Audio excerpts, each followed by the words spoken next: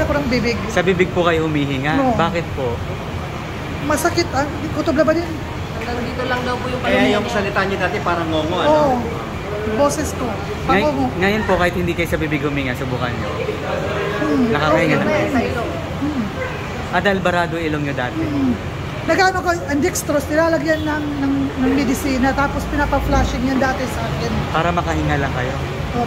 Kasi ito, bago ako maanin, ano yan, parang may amoy na ako lang ang nakakaamoy. Kaya nga nagpa-check up ako noon. Tapos, nung maanib ako, gusto ko talaga manalangin talaga ito oo. Nanalangin talaga nga, sana mawara ito, mawara. Nawara hiya, pero amulet, takpag ginhawa, Hanggang dito lang. dinhila, tapos, bubuka ko talaga akong bibig pag ano. Ngayon po, after nung ginawa natin, mas okay. Nakakahinga na kayo ng walawag. Tulungan ko kayo ha. Upon may instructions, no? Ganito. Inhale kayo. Inhale. Sagad. Exhale. Slowly. Inhale. Deep. Sagad. Deep. Deep. Exhale. Okay. Full lungs. Full lungs. Inhale.